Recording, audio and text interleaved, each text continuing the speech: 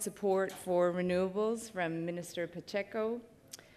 We heard from the major mines and the junior mines that there is a definite increase in demand for energy, and this could really affect expansion plans if we don't have more energy. We also heard a lot about the challenges with permitting and community engagement in Chile. So that's an area where I think there's a lot of potential collaboration with renewables. We also heard from the banks on how they're looking at risk, and I think it's very clear that both sectors want to work together, but these deals will take time, and it's all a matter of working out how to share the risk. We had power cuts, we had fire alarms, so I'm just hoping today is as engaging but a little less dramatic. So welcome to day 2. Yesterday we heard a lot from the mining side. This morning we're going to hear directly from some of the leaders in renewable energy about how renewables can play a role in addressing the challenges for mines around pricing and supply of power. It is my pleasure to welcome our panel to stage. Gentlemen, would you care to join me? Jean Paquin is Director of Business Development Chile for Northland Power Development Services. Pablo Burgos is CEO of SolarPack. Tom Georges is Senior Vice President of Development for Solar Reserve. And Gonzalo Moyano is Director of Business Development for Pattern Energy. Welcome, and thank you for joining us at this early time. Wow, it's not that much people here today. Thank you, Adrian. As you know, I'm a brief, really quick introduction with Northland. Northland is a Canadian company. I'm glad to be here today to host this panel. I mean, this is an awkward position actually, I'll go this way. We've been talking yesterday about, and been hearing the problems and the difficulties in having a match, it seems, from an energy perspective with the mining industry and the renewable industry. I think Chile has been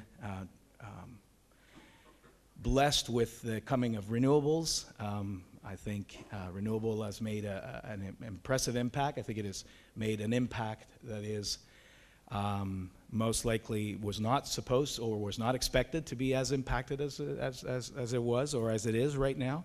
And that causes or creates a challenge both for the industry, for the renewable industry, and then for the energy, the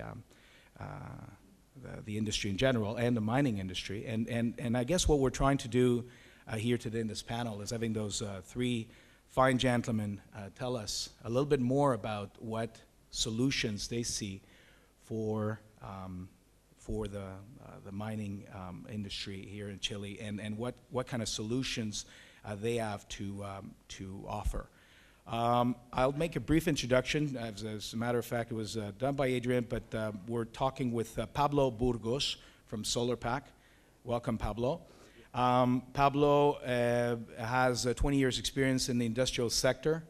He's been in the telecommunication, I think, and communication and consulting as well. He's a co-founder of SolarPack.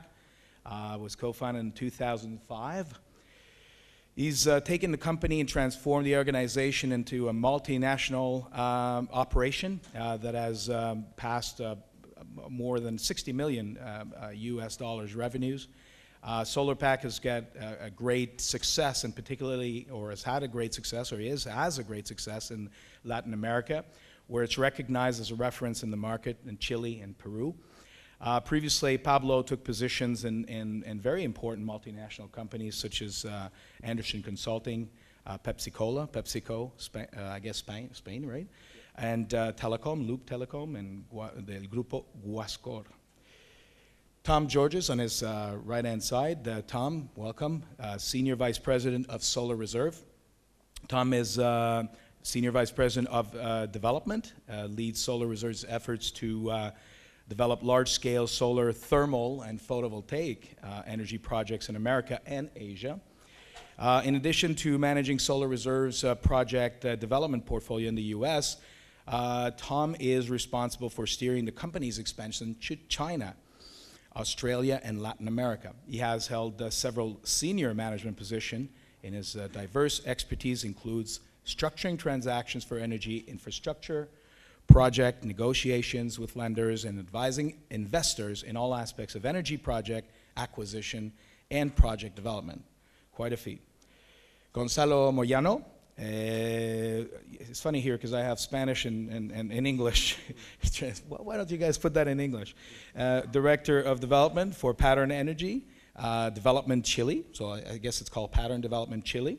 Gonzalo is Director of Business Development for Pattern Development in Chile, and he is in charge of identifying new business opportunities, developing wind and solar projects, making strategic acquisition of assets, as well as marketing power purchase agreements, or PPAs.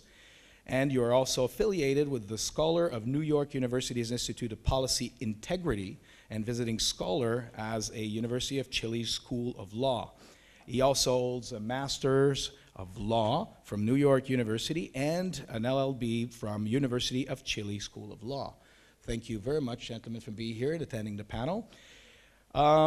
We'll do this in this format. I guess you're used to it from yesterday. We'll ask the questions. We'll talk to our panelists. They'll respond. And if you have questions, please feel free. Yesterday, I personally didn't feel there was a lot of questions. I don't know if there was no need for questions, or it's just that you felt it wasn't necessary. I think it's very necessary to hear your thoughts as well.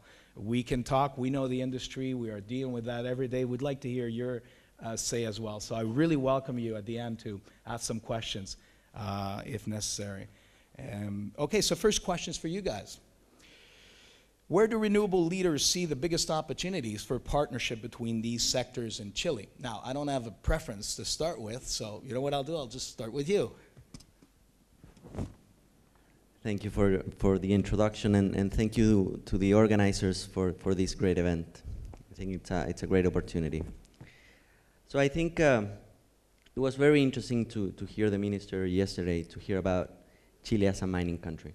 I think that's part of who we are as a country. And I think it is and it will continue to be a mining country. So that presents great opportunities moving forward over the long term. Beyond the variations in markets, copper prices, there's going to be great investments moving forward in the mining sector. And the renewable energy sector is ready to provide the energy that is necessary for those investments. And I think it's very interesting, and I think on the next questions we will touch on other issues more closely, is that the sector has shown to be ready for that. We have shown to be a reliable partner, a competitive partner, and I think we're in a great position to work with the mining industry moving forward, to work with them in those next investments moving forward.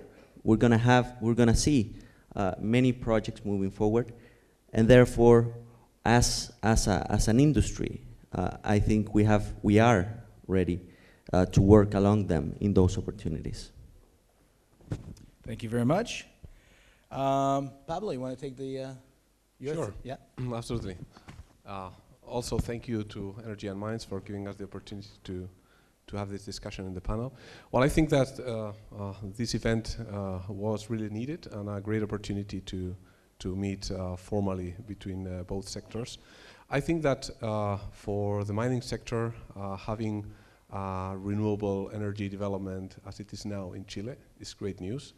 And I think in two directions. First, as direct opportunities to interact with us and purchasing power. We have seen examples in this conference yesterday, and there will be many others to come. I think that we are all conscious that the format, how these partnerships and these opportunities between renewables and energy mines and mining happened in the last 2-3 years will probably change. I think that we heard carefully about the needs that mining companies have right now. So this is the first vector of how the opportunities will arise. But there is, in my opinion, a second vector. I think that mining companies are benefiting indirectly from a new actor in the sector. I think that Chilean energy sector was concentrated, and the appearance of renewable energy producers, not only delivering energy directly to the mining companies, but indirectly having a new set of kilowatt hours being injected in the grid and making the conventional power companies moving into a more competitive scene. I think this is also a very important indirect benefit for mining operations. I am very happy you bring this up, and before I go to you, Tom, about the competition for the conventional generators in the country. I think this is a great discussion. It's even maybe worth another panel just on that, right? The approach to how we are perceived and how we can, in a way, co-live together, right? This is not about challenging another and trying to get somebody out. We have to coexist. We've seen this in the States, we've seen this in Canada, we've seen this in Europe. I think we have to coexist, and it's just finding the solution. The more we resist that integration and that approach to renewables, is the more pain we're going to cause to the market, right? So on that, Tom, about pain in the market, where the renewable leaders see that, what's your take on that? Again, first of all, I appreciate the opportunity to speak today, and more importantly for me, I appreciate the panel agreeing to speak in English. My Spanish is not very good, so thank you. Yeah, I think there are several challenges, not only for the mining sector, but the Chilean market in general. One is capacity. Where is new generation going to come from? The minister has spoken at length about sustainability, the impact from a societal or community standpoint of conventional generation, or more specifically hydro. So it's been, I think, prevalent here in Chile, the challenges with building new coal-fired generation or new hydro. So I think it's important to have a diversification of generation assets, and certainly renewable energy will play a major role going forward in that diversified portfolio of generation assets. But the other key point, which Pablo just mentioned, is pricing and competitiveness. So introducing new actors into the Chilean market, certainly as we heard yesterday and as evidenced by the representatives here from companies around the world, very interested in becoming a participant in the Chilean market. And I think the empirical data that came out of last year's distribution tenders in terms of the number of participants, the types of technology, and more importantly, the pricing that we've seen. And these were for 15-year contracts, so very short-term contracts, but the pricing that was put forth by renewable energy entities was extremely competitive, in my opinion. And I think what will happen in Chile is what we've seen in other markets. As we deploy more wind, more PV, more solar thermal, the pricing will inherently come down, and that can only benefit the competitiveness of the mining sector. And so as renewable energy companies, that's part of the message that we want to put forth, is that A, that this is reliable technology, it does work, it's proven, and B, as you adopt more and more of this type of technology, the price is going to come down over time. Good point. I agree and I support that. I think we've seen this, as we said before, in other markets, quite an impressive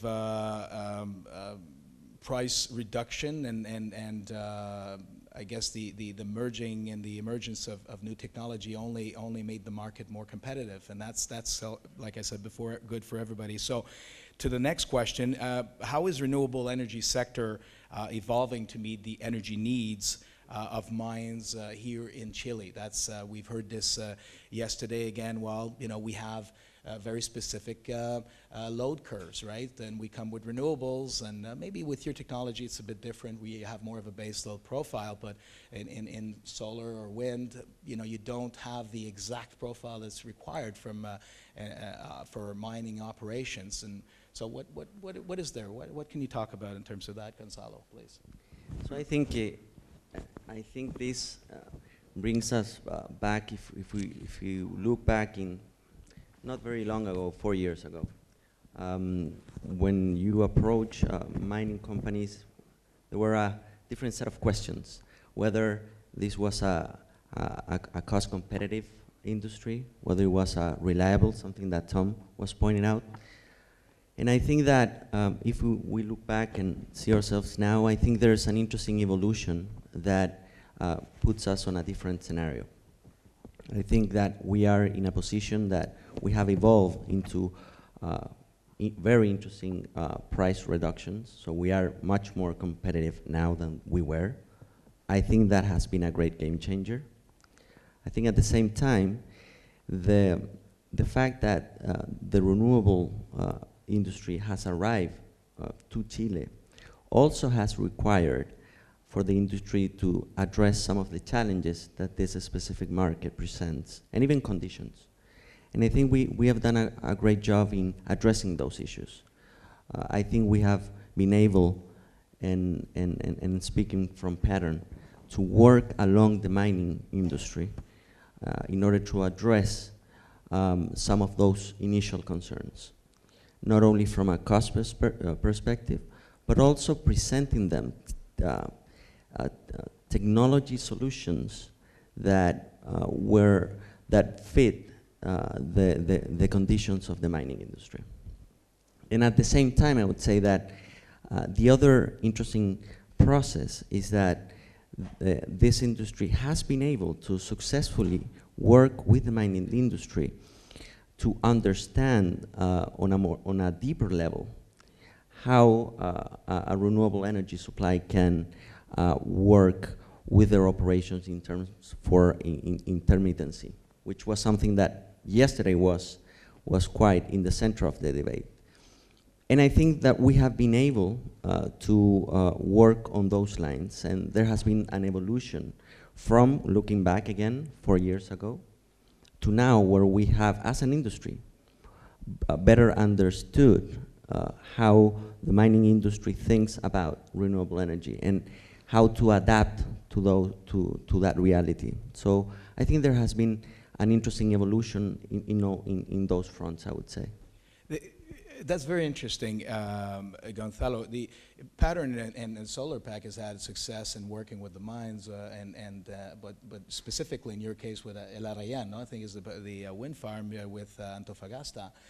I'm very curious to ask you, and I'll continue with the question here for you guys, but specifically, what would you recommend as a developer, ourselves and these guys, what would you recommend is the best approach to talking to the mine? Is it sitting down with them and trying to understand them? Is it a lengthy process? Is it something very specific they're looking for? What is that trick? What makes it happen? That's very interesting and important, I think, to understand. Thanks for the question. I think it's a very interesting one. I would say that one key element, which in fact Nicolas Causat from AMSA pointed out yesterday, was that it is crucial that developers approach mining companies with a project that is solid, with a project that is mature enough, with a project that has addressed all of the most relevant issues, and also understanding the specifics of what a renewable energy project requires here in Chile, addressing the very unique features ranging from mining concessions, for instance, to community approach and engagement. So I would say the first crucial part is to have a solid and mature project. The second one I would say is for a developer to approach a mining company is to have a track record, to really understand and have experience in this market and actually not only developing but operating renewable energy assets. I would say that's a second very important issue. And at the same time, I think that a third aspect that I would say is crucial as well is to be able to have both the flexibility but also the creativity to work with the mining company, understand their needs, understand their concerns, and have the flexibility to adapt to those to those concerns and understand them, and being able to, again, which was something that was pointed out yesterday, to be creative and innovative to find solutions to those concerns. So I would say those are the three most relevant aspects. It's pretty much in line with what we heard, and I think the word creative, Pablo, is what comes to mind. When we talk about creative or think creative, we think, well, you know, let's go out of the box here. Let's do something, you know, like let's try to adapt. And in any industry, I think we'll all agree that when you bring new projects, new product, new technology, you need to be able to adapt. You need to be able to adapt to the market. Is it? I guess the fine line is it fair to ask the market to adapt to you? That's, I guess, is one of the debate we could have at a later stage. So Pablo, what do you think about that in terms of the energy needs of the mine and how we should adapt to them to bring that fit? Well, there has been clearly an evolution in their needs, and the perception the mining companies have now of what renewable energy developers can offer them is different to what was like 2 or 3 years ago. I think in the first projects that went online here, we satisfied very basic needs to mining companies. I would summarize these needs in first a hedge on electricity price. I think that we all remember what happened 3 or 4 years ago, 2 or 3 years ago, or probably even less in the country. So mining companies were exposed to price evolutions that they didn't control, and that was a risk for them. And renewable energy offered a hedge, a natural hedge on pricing for that, which was very appealing.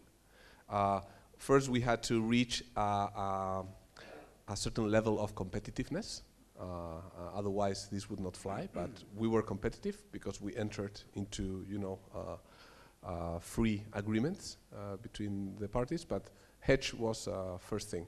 Second, there was a need coming from the renewable energy law requiring these credits. So this was a need that was created in the country to spur the development, which, you know, helped, and probably will help if the rhythm slows down in the market. I think that today nobody's worried, but as Veronica Cortez told yesterday, this is a problem that conventional generators transferred actually to the consumers, to the energy, to the mining companies, because they didn't have the means to fulfill. So these were the basic needs. I think that today we are in a more evolution stage, and we have to satisfy needs to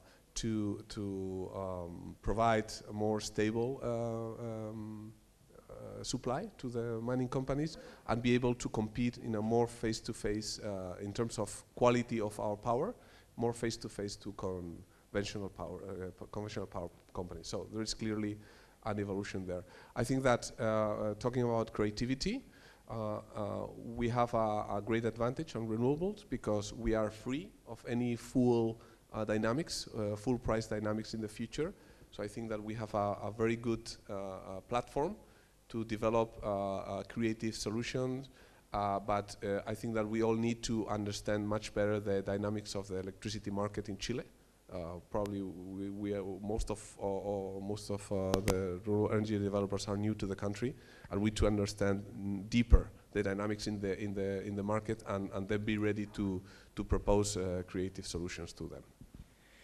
I agree with that, and coming back to the first portion of your comment, your first point, you talked about hedging and using that as a tool, of course, to financially balance their needs. I mean, we know the needs, energy needs of a mining industry are quite high.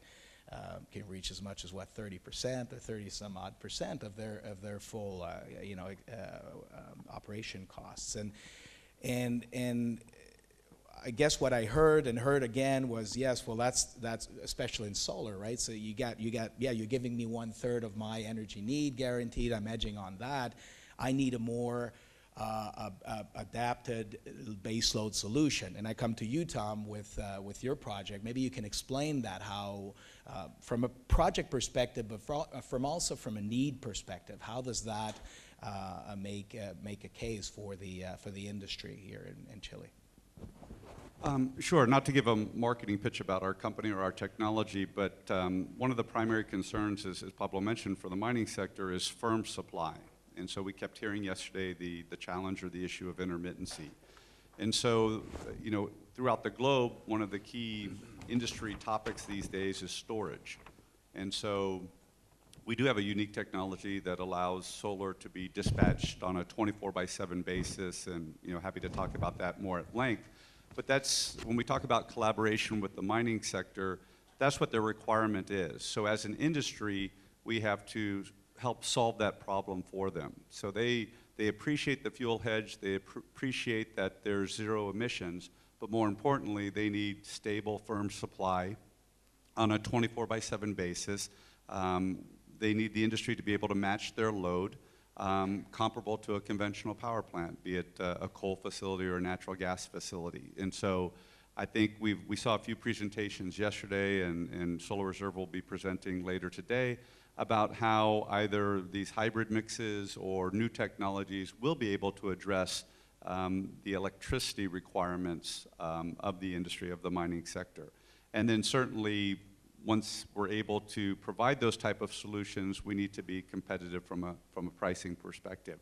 And I think we're getting there, but that's going to come with scale. It's going to come with deployment.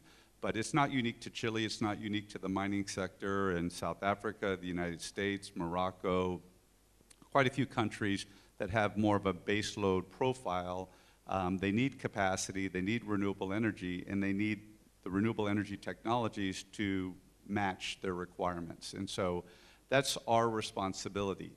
But that may take a little time before more of these technologies are deployed. And so in the interim, again, Pablo raised a good point on how the transmission system, and that could be a separate panel, on how the transmission system is going to deal with renewable energy. Chile has been traditionally a baseload supply, and so introducing intermittency or technologies that will work at night or will only work during the day, and how that's managed by the SEDEC, certainly something that, again, not unique to Chile. All system operators have to deal with it as renewable energy gets deployed into the system. And so that will play a role in how we come up with creative solutions for the mining sector. Is it, working with the incumbent generators or having a various portfolio of renewable technologies? I believe, as Sun Edison mentioned yesterday, hydro, wind, solar PV, or in the case of Solar Reserve, solar thermal with storage, or is it PV with storage, or is it PV with natural gas? But then we get into what's the LNG price going to be going forward. So you can say it's all of the above, but the conclusion is the mines need power 24/7, and if we're going to compete as a renewable energy industry, we have to come up with that type of solution. You should talk to Adrian after and advise on some more panels, because I think there's topics of discussions here that are just amazing, and I think we could talk about that in length. And one good point, we ourselves have had, and you know that in the States as well, we've had all sorts of issues with intermittency. That's kind of the maybe the black swan, not the black swan, but the black tail, or the negative portion of like renewable coming into a system. It's an intermittent load, and therefore you have to find solution. Would it be like through a solution like yours, or pump storage solution, or battery solutions? We are facing this, and I think in general what we're seeing is that it's not easy. It's not an easy solution that only the IPP can provide. It's something that the system has to be involved in providing as well. So solutions that were suggested yesterday were by Alfredo Solar were very interesting. San Edison suggested, you know, the mix of a consolidated renewable mix, but not every company can do that, and not everyone is in that technology and has the capability of bringing all that together. So I guess now what also interests the big interest we have is how do we, as you brought a point, Pablo, before. You said the price, and you also did that. The price went down on technology, right? So this makes our technology more competitive. We've seen this. You come in, it's a new technology, it's very expensive. Now it's more affordable, and we're matching prices. So from that perspective, how can we, and let's go to the financing portion of it or side of it, how can we finance those deals with the mining industry? What are the financing solutions we can bring? You seem to have those ideas because you've went through that. So maybe you could advise us on that, Gonzalo. Basically, to what I can say, I think it's very going back to what I said before, to the possibility of working along with mining industry, is to have the possibility to find those contractual arrangements that would address the most relevant risks that may make the financing of these projects more difficult. So it's really going back to the question on how the renewable energy industry and the specific developers are able to work along mines to really address those risks, to really find and be, again, going back to the flexibility and have enough creativity to address those risks. Nicolas was pointing to the issue of nodal risk. Well, that's an important risk that must be addressed when thinking about a contract because of the obvious impacts in the financing part of that project. So how the developer is able and has the capacity and the experience and knowledge to not only be able to hear and receive the concerns of the mining industry, but also the way we see it is really a dialogue between the concerns and the view of the mining industry and our view, not only from the technical point of view, but also based on the experience in other markets and how we bring that experience into this specific market.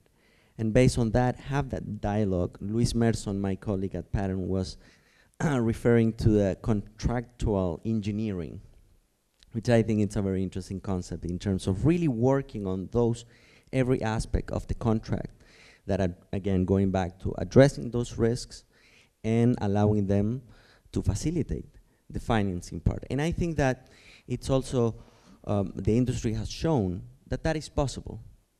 As some of the other panelists have also pointed out, this relation is changing and will change. Veronica was also from Coyahuasi was saying, well, the tender we conducted 2 years ago was a great experience, but now we set a different set of challenges. The renewable energy sector has changed. The reality of the electric market has changed. Even we will be facing a different grid scenario. So all of that has to come into this mix and into this dialogue between the mining and the renewable energy sector, but having those perspective and approaches very, very in mind. What do you think, Pablo? Hello? What do you think, Pablo, about that? Is that in line with your thoughts? I think the good news about having cost reductions even through the last 3 years, I think that yesterday we had very, very clear signals about pricing of renewables in many of the presentations. It is great news for us because it frees space to spend money in either taking risk on our side, on market risk, or deploying solutions that help us balance our curve throughout the day, either storage solutions or equivalent solutions. So because as the tenders in last December show, we are very well positioned in terms of price. We were competing with conventional generators, which have an additional risk linked to full prices. So I think that our challenge now is to see how we can take this value that we have created with the reduction of costs and transfer that into capacity of having risk, more risk on our side, and thus offering a more appealing supply to the mining companies. And another point I want to raise is, I think that we all need to discuss if regulation in the Chilean electricity market is well suited to a massive deployment of renewable energy. I think it's, nobody understands why price in the north part of the SIC can be simultaneously to the price in Santiago, a difference between $40 and $120. So is transmission really, does transmission really cost $80 per megawatt hour? That's my question. The answer is no. So probably more transmission has to be deployed, but probably the rules have to be reviewed so that the whole system benefits from lower marginal costs and ultimately from lower tariffs to the consumer. Agree, and I think the one of the issue with decoupling and transmission constraints is obviously in the part of the answer and what you indirectly asked in terms of price disconnect. I mean, of course, when you have $80 price disconnect, there's a problem. I think that's on its way to be resolved. And we could address that a little bit at a later stage. But Tom, to this essence, we're bringing solutions to the mining industry from a price pressure perspective. But what other benefits can renewables and your solution, for instance, bring to the mining operation? Is this a real benefit? Is this something that we can lean on and just bring on the table and say, you have these advantages to working with us and developing your operation? Sure, and I'll address that from a solar reserve perspective, but certainly there are going to be new technologies or combination of technologies that will be deployed. But going to the point of the mining sector and contractual ingenuity, creativity, the mining sector is traditionally very conservative, and so I think it's certainly advantageous from a pricing perspective to supply some of the energy from renewable to the mining sector. But I think ultimately they're going to want to have all of their energy supplied from a single entity. So whether that means there are new generators that are created in Chile to compete with the incumbents, contractual complexity is something that ultimately they're going to demand of us to reduce. So the concept of risk sharing is interesting right now. But I think going forward, they're going to put pressure on us, the industry, to say, look, we want firm power, when we need it, at a fixed price, for 20 years or as long as we need it, rather than saying we want, these very interesting, innovative hedging, multiple contracts with multiple counterparties for, small percentages of our ultimate power need. And so I think whether or not there's consolidation on the renewable energy side, there are new larger generation companies that enter the market that are focused on either renewable or a combination. So they have a portfolio of assets so they can draw upon power from conventional renewable to supply to the mine. I think that's the direction that we as an industry will need to go, again, to minimize risk and minimize the complexity to the mining sector. I think in the interim, yes, and as we evolve, it's necessary, first couple of steps.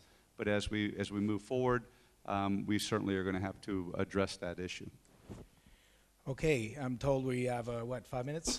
Yeah, okay, good. So it's going very fast, as a matter of fact, is it? We're having fun. There's one question I really want to put on the table here, is with respect to, and I guess some of you will be able to answer that, maybe to in more details, because you've already been involved in dealing with the industry and the mining. But is this the solution? What's the outcome of working with mining industries? What are these people? What is this industry seeing or bringing to us in the near future? Are we going to see more interactivity? I have a sense, I guess where I'm going is I have a sense from listening to mining industry and the mining leaders yesterday that, 2 years ago, you said that, Pablo, 2 years ago, they were not open to that as much as they are today. They're very conservative. They're not open to new solutions as much as we would want to, but there is definitely an open path right now. What is the future of that for us, for the industry?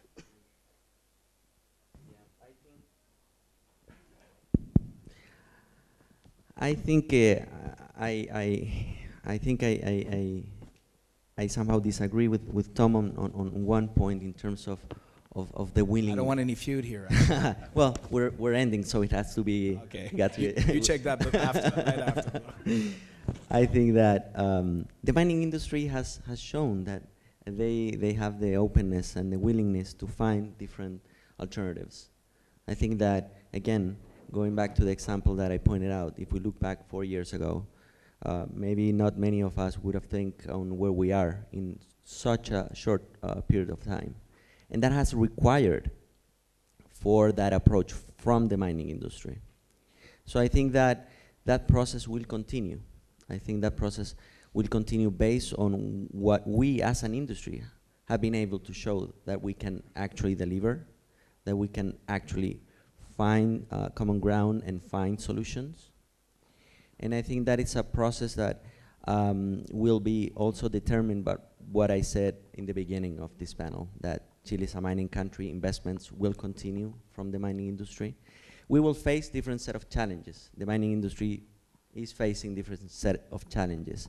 But I think what's interesting is that the mining industry can also provide and be part of the response and adaptation to those new set of challenges that the industry, the mining industry is facing, whether it's not only price, but also enhanced environmental standards, whether it's water scarcity, whether it's a more engaged community. I think that the role of and a partnership and long-term partnership of the mining industry along with the renewable energy can bring win-win solutions under this evolving and challenging scenario for the mining industry moving forward.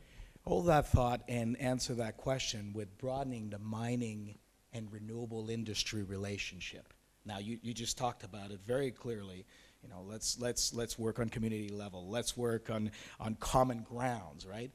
What else? What else is there that we can bring? I'm thinking now from a mining. I'm taking the devil's advocate position from the mining industry. I'm listening to you, and I'd like you to convince me that I can work with you in the future. Why would I do that? Why would I invest? Not only from an edging perspective or energy perspective, what advantage would I have to work with guys like you?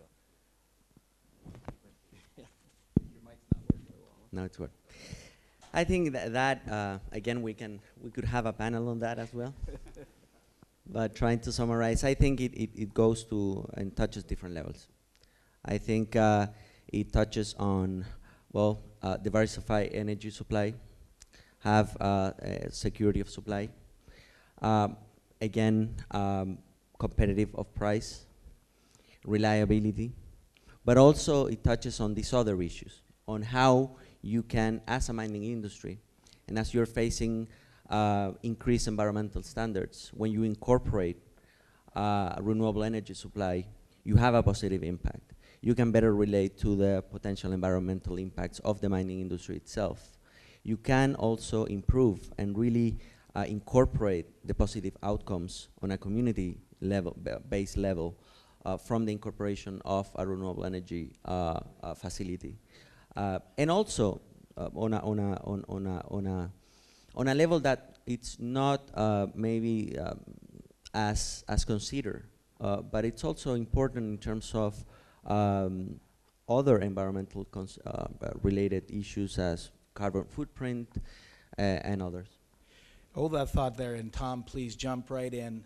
What are the advantages? What are the future of this? What else can be brought in convincing us, let's say the mining industry, I'm not, but the mining industry to go along with those solutions? Yeah, I think my point earlier was that, the mining sector is looking for power supply.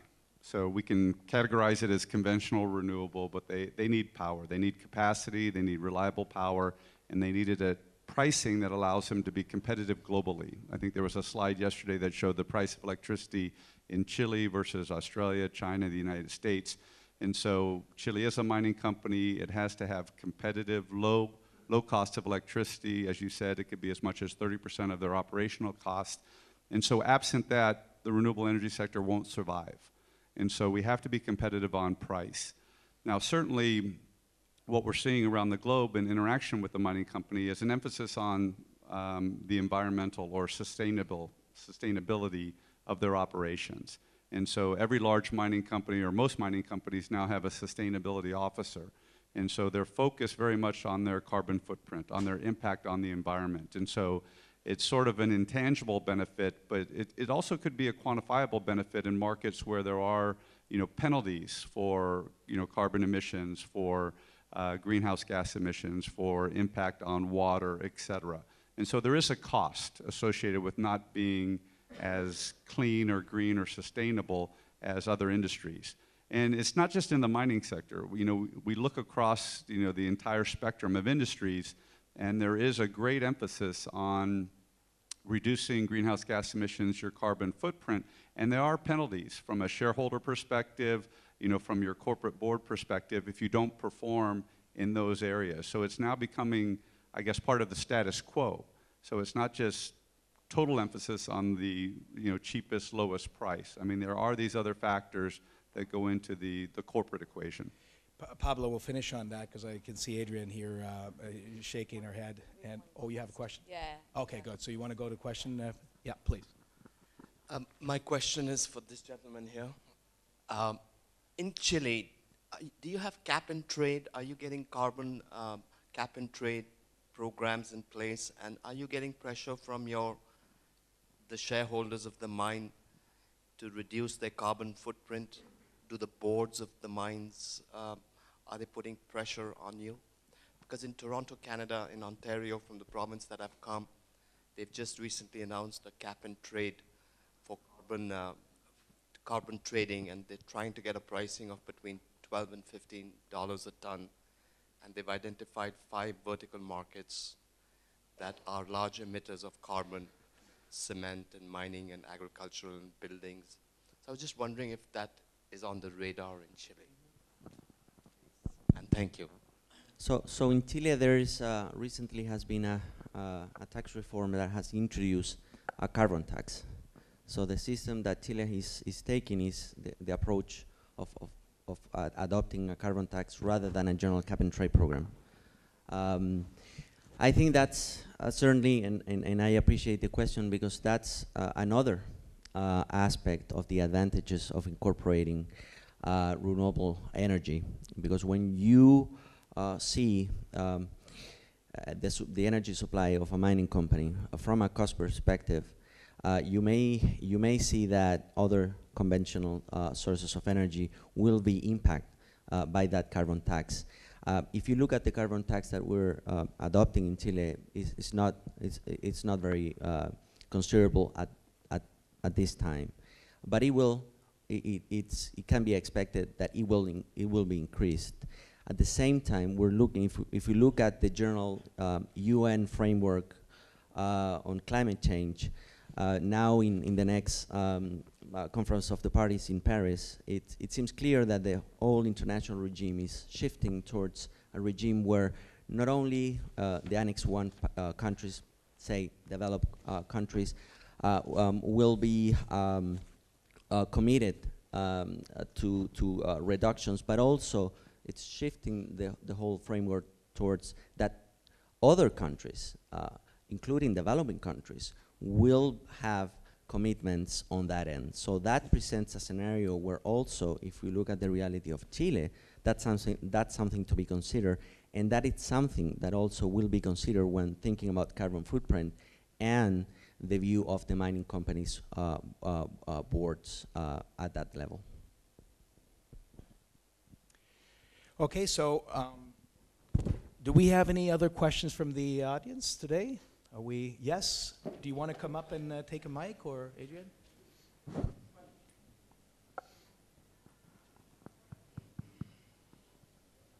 Hola, buenos días. Indudablemente que las energías fotovoltaicas y renovables son el futuro y hacia allá va la tendencia.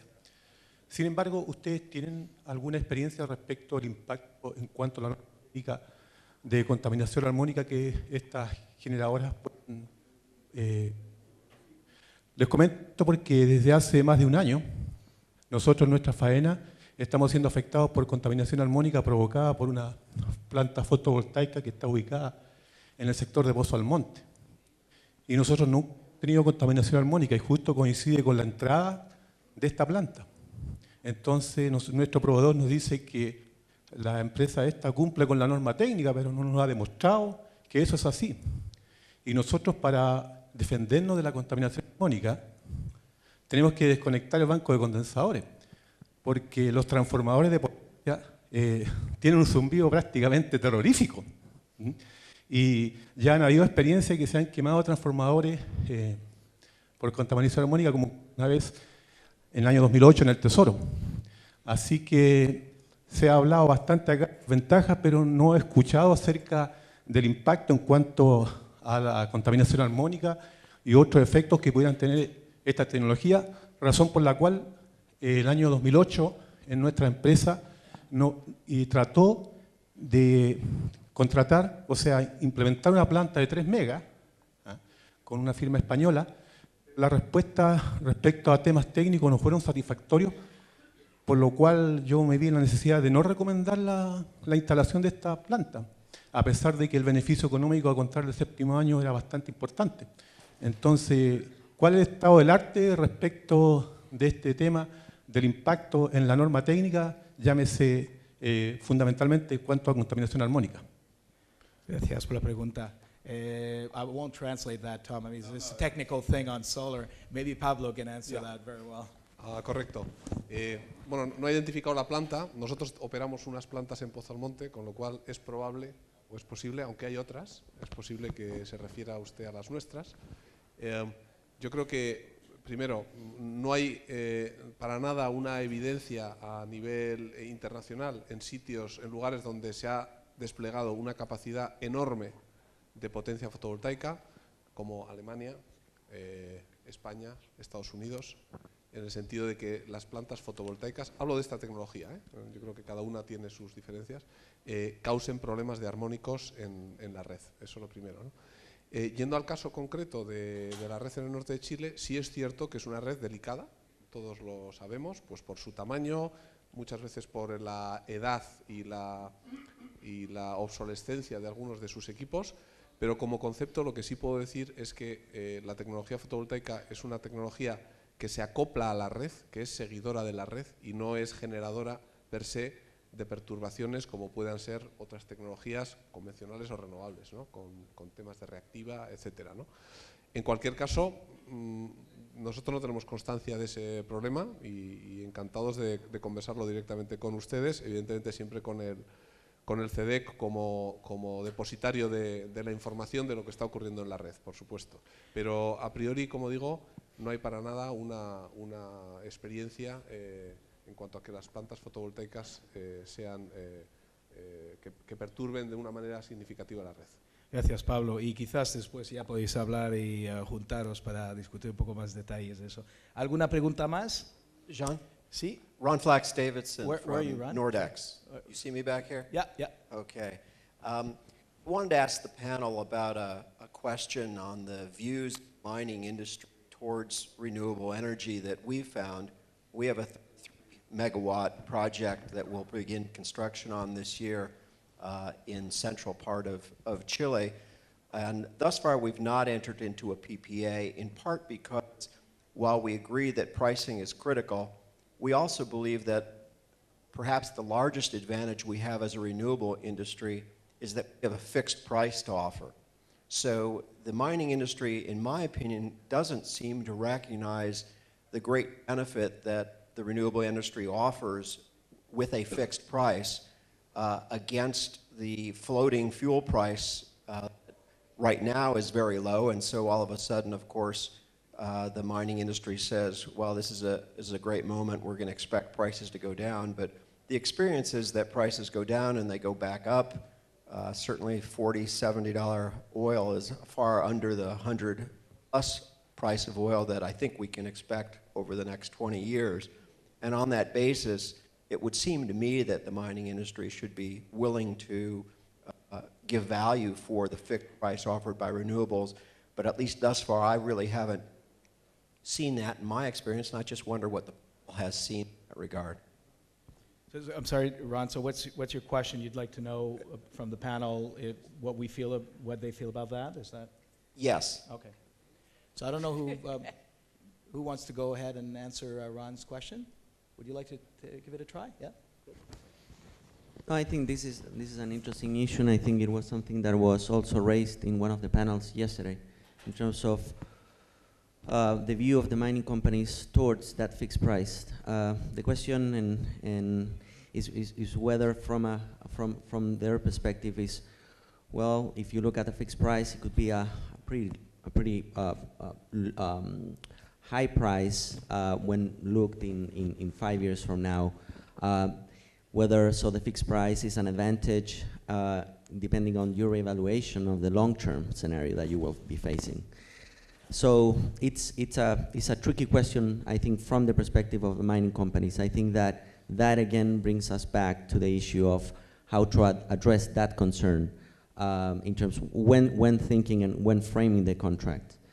At the same time, and here I'm taking what again was mentioned by one of the panels from the mining industry yesterday, was some of the approaches that the mining companies have taken in that regard, and in order to address that concern, is also be part of joint ventures with the renewable energy generators in order to also address that concern and try to align the incentives on that end. Good. I'd like to continue onwards with these gentlemen, but we are short of time. I think Adrian just came up to tell us that. So I really appreciate your cooperation, your collaboration today, your participation, and hopefully we're all successful in the market in providing the right mix for the mining industry. Thank you very much. Thank you very much, gentlemen.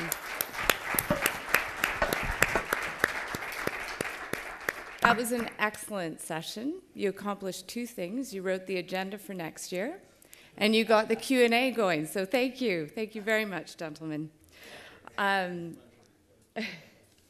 There's a lot of topics that we touched on there, and I think something I'm going to speak to these gentlemen about after is that it came up yesterday and it came up today, this whole idea of bringing a mature project to the mine. And to me, that sounds very risky, and I think it's something that might only work in Chile where there is the need for additional capacity. But then if I turn it around, I guess it's a bit like conferences.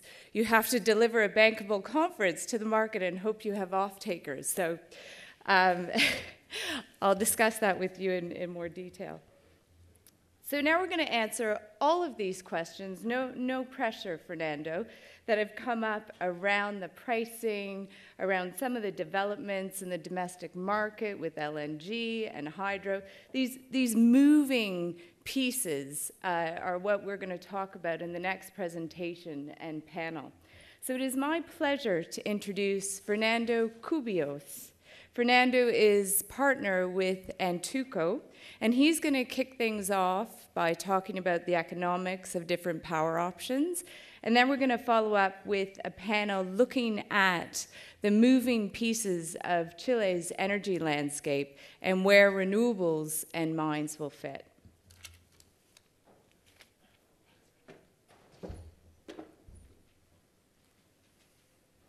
Buenos días. Bueno, soy socio de Antuco. Antuco es una empresa que comercializa energía. Y les quiero presentar un poco la evolución del mercado en el reciente y cómo van las energías renovables y cuáles son las opciones que la industria minera tiene hoy día para contratar energía. Muchas de las preguntas del panel de Jen y desafíos voy a tratar de responderlo en esta breve presentación, y obviamente estoy muy disponible a responder más preguntas, ya sea en el panel que viene a continuación, en el que participaré, o a continuación de mi presentación. En primer lugar, en la transmisión.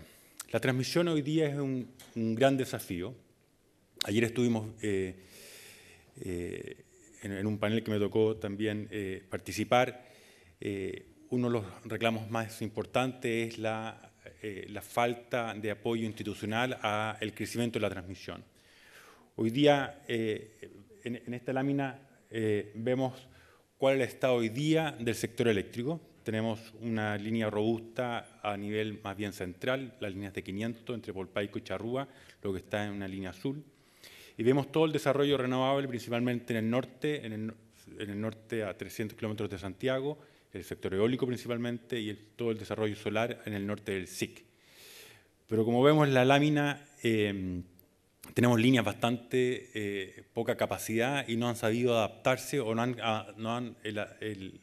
expansión de estas redes no ha ido a tiempo con la velocidad que el sector renovable está creciendo, dadas las favorables condiciones de este mercado.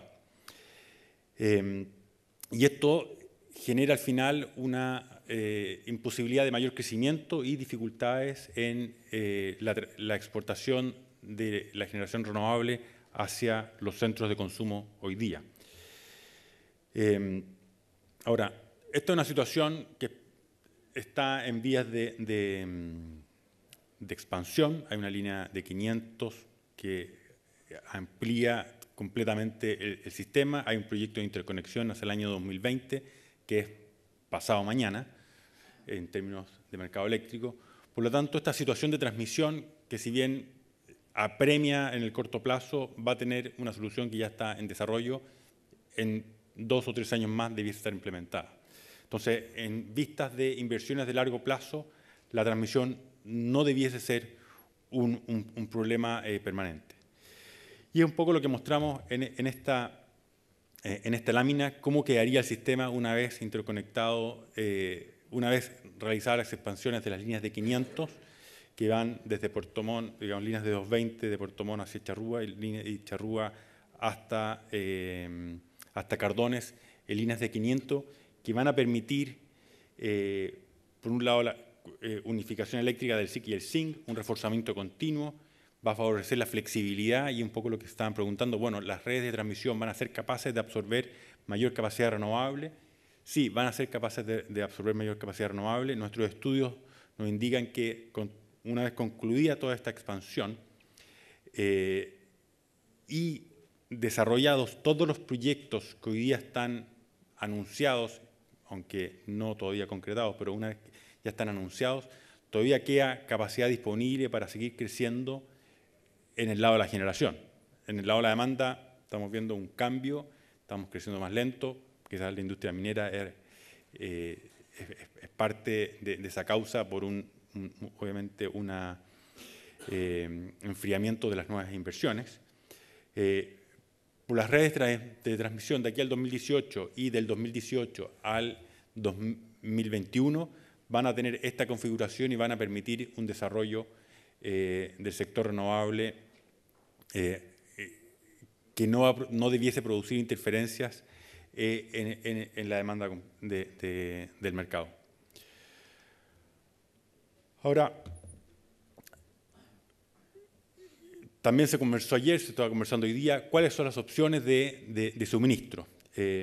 Y vemos, digamos, este es un estudio del azar y que está validado con precios recientemente ofertados, no solo en Chile, sino que en otras partes del mundo, que las tecnologías renovables están siendo competitivas respecto a las tecnologías convencionales, básicamente como costo de desarrollo de largo plazo a precios actuales. Tenemos todas las tecnologías básicamente bajo $100 por megawatt hora, lo que es un cambio radical a expectativas que teníamos hace 2 o 3 años, que los precios estaban alrededor de $130, y aún así habían licitaciones que quedaban desiertas. Obviamente la disminución de costo de combustible en el último semestre o en el último año, pero más importantemente la disminución de costos de las tecnologías, ha favorecido una disminución de costo de suministro energético hacia largo plazo. Por lo tanto, resolviendo el problema de la transmisión, que debiese, como les comenté recién, hacia el año 2018 estar resuelto mayoritariamente en el SIC y hacia el 2020 con la interconexión SIC-SINC, no debiese persistir lo que estamos calificando como una crisis energética en el sector minero. Hay nuevos participantes, las tecnologías ya están a costos bajo $100 y por lo tanto disponibilidad de suministro existe. Ahora lo que falta es que converse la oferta con la demanda.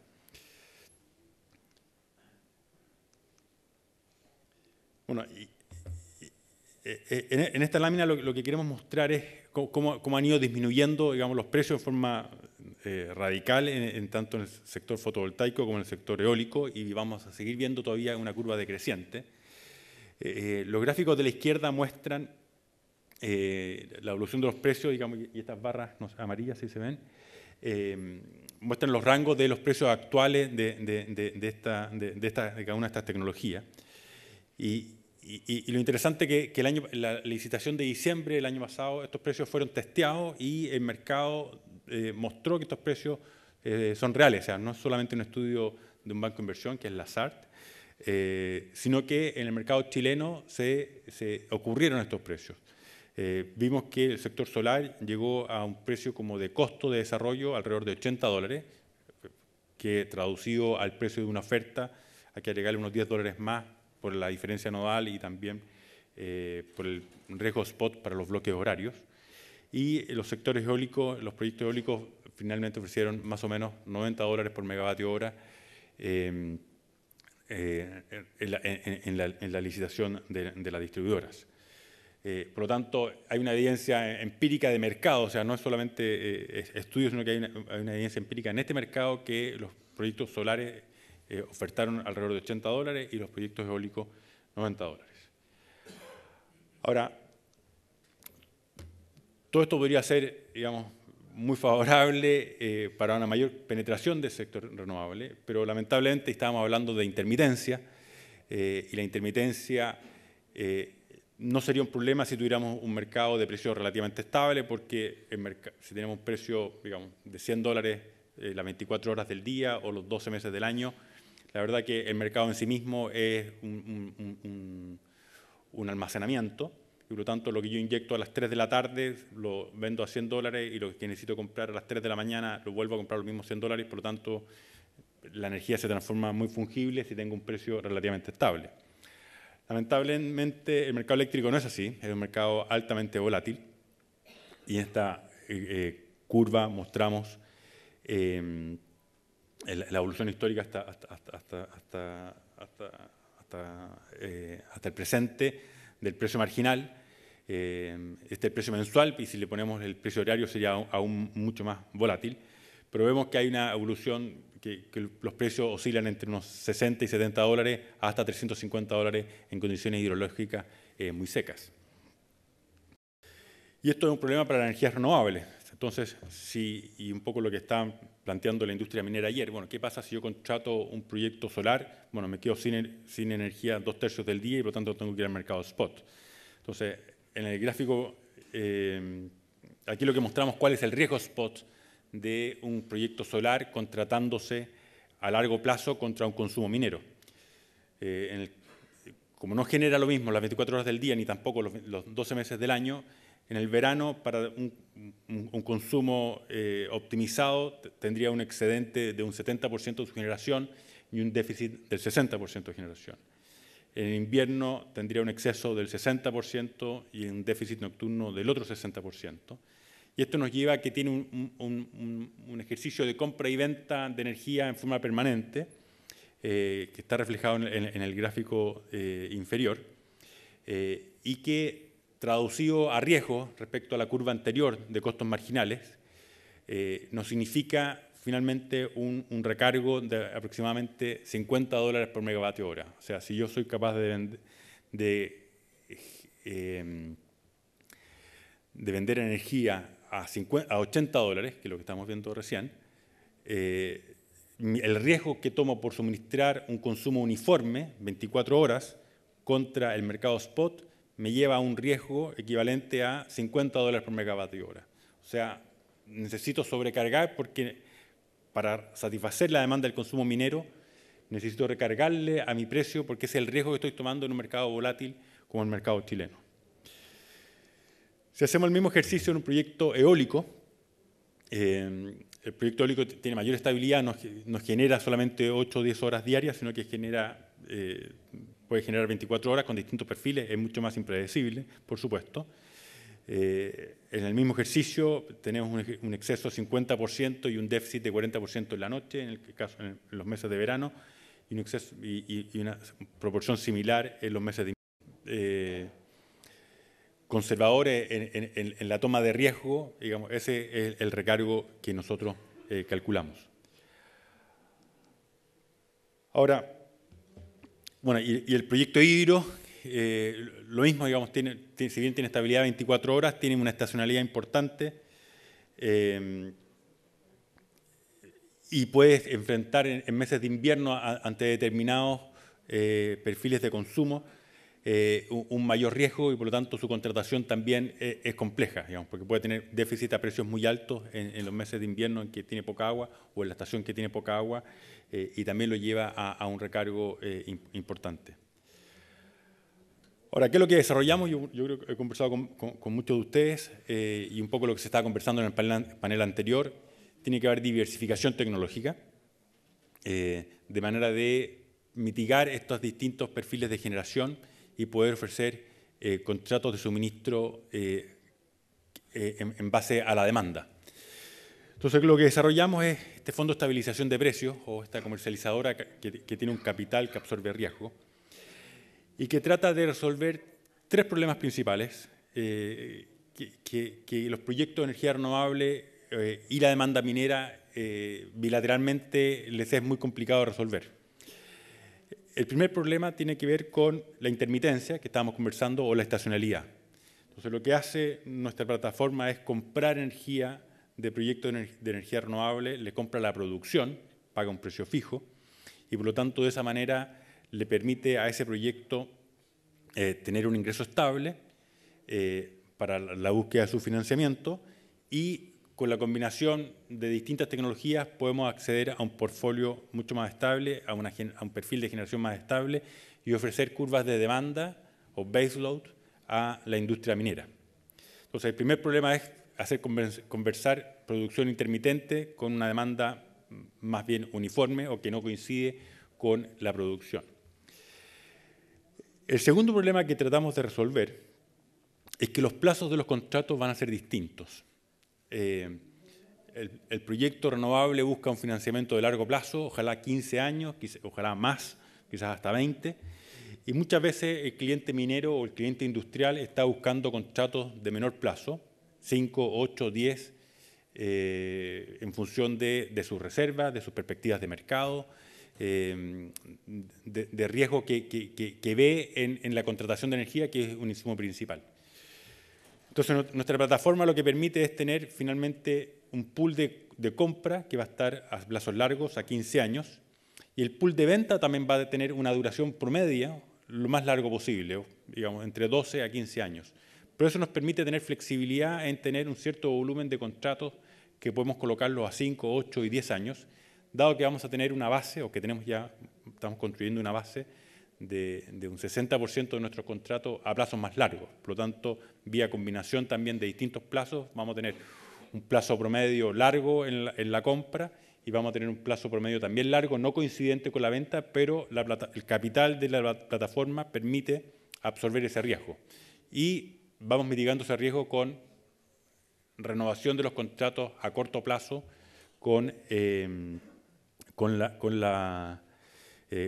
nuevos clientes. Tomamos un pequeño riesgo de precio, pero lo compensamos con mejores márgenes en los contratos de corto plazo, porque obviamente son más caro que un contrato de mayor o largo plazo que satisface las necesidades de financiamiento de los proyectos.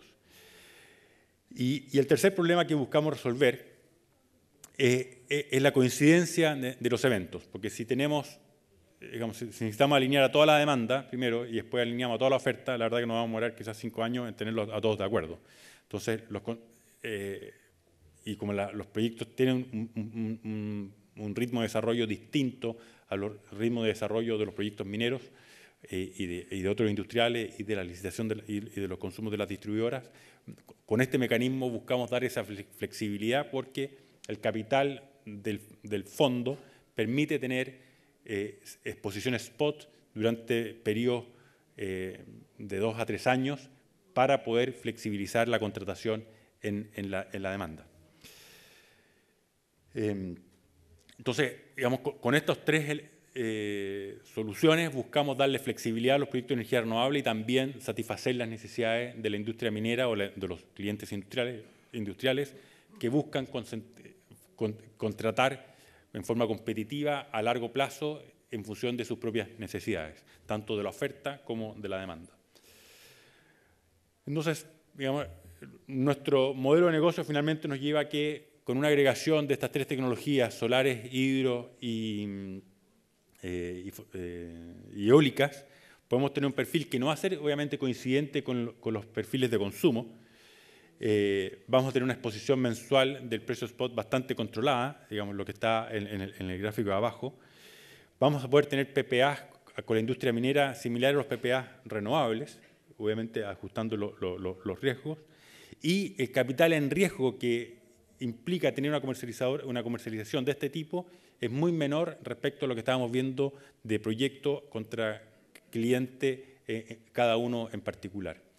Ahora, digamos, esto es teoría de portfolio, digamos, no es ninguna ciencia nueva, pero la estamos aplicando al mercado eléctrico chileno y en otros mercados que ya estamos expandiendo este modelo, que tiene una filosofía de operación similar a la chilena, que nos permite ser competitivos en base a generación renovable, que está siendo cada vez más competitiva, en el caso chileno a paridad de red con las tecnologías convencionales, o competitiva en otros mercados que las tecnologías convencionales son más baratas, porque tienen sus costos de combustible más baratos, pero vía compensación, vía venta de certificados de energía limpia, podemos ser competitivos en precios en mercados mayoristas.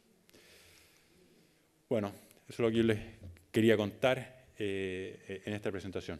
Muchísimas gracias.